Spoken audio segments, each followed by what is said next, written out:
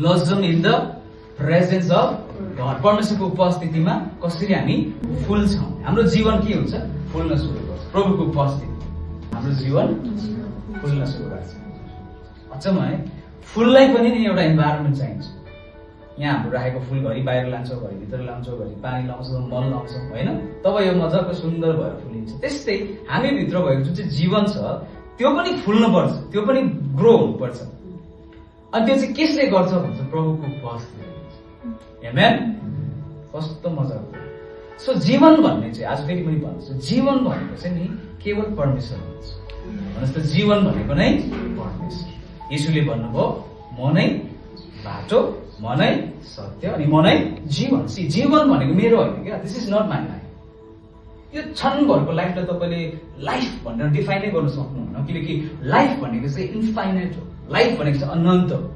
भन्नुहोस् त, लाइफ जीवन भनेको चाहिँ अनन्त, कहिले पनि सकिँदैन क्या खास गरी जीवन। तर हामीले जुन चाहिँ जीवन भन्दैछ नि, माई लाइफ भन्दैछ, यो चाहिँ एकैछिन हराएर जान्छ, खोज्दा पनि पाउँदैन तपाईँले हो। त्यसले गर्दाखेरि अहिले नै संसारमा हुँदै हामीले त्यो जीवनसँग जोडिनुपर्छ जुन चाहिँ जीवन चाहिँ अनन्त छ। आमेन। अनि त्यो अनन्त जीवनको अर्को नाम चाहिँ येशू ख्रीष्ट। त्यही कारण प्रभुले भन्नुहोस्, यूहन्ना 17 तपाईँले 3 मा पढ्नु होला, अनन्त जीवन भनेको त्यही हो कि परमेश्वरलाई चिन्नु र परमेश्वरलाई पठाउनु भएको एकमात्र पुत्र येशू ख्रीष्टलाई चिन्नु नै के हो, अनन्त जीवन। सो यस पृथ्वीमा आएर हाम्रो मूल काम के हो भन्नुहोस् त, अनन्त जीवनलाई चिन्न।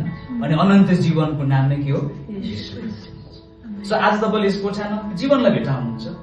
जीवन आएपछि हिलिङ आइहाल्छ, जीवन आएपछि तपाईँको सौन्दर्य आइहाल्छ।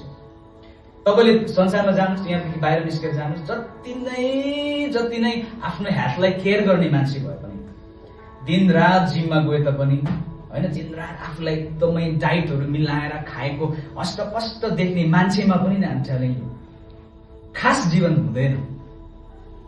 तपाईँलाई नि खास जीवन चाहिँ कतिखेर टेस्ट हुन्छ भन्दा नि, जब उसलाई सङ्कष्ट आउँछ नि, जब उसलाई परीक्षा आउँछ नि, त्यतिखेर त्यो जीवनले थाम्दैन।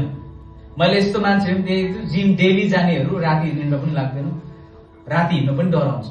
आफ्नो बडी यत्रो छ तर पनि राति डर लाग्छ भन्छ। उसकोमा के छैन, जीवनै छैन। तर यहाँ विश्वासीहरू, भित्रबाट जीवन पसेको व्यक्तिहरू, प्रभुले भन्नुहुन्छ, अन्धकारको घाटीमा हिँड्नु परे तापनि म डराउने छु, किनकि उहाँ मेरो साथमा। त्यो जीवन चाहिँ मेरो साथमा छ भने नि लामो यात्रा पुर्याउन सक्नुहुन्छ। यो चाहिँ केले दिन्छ, परमेश्वरको जीवन। आमेन। अनन्त जीवनले गर्छ।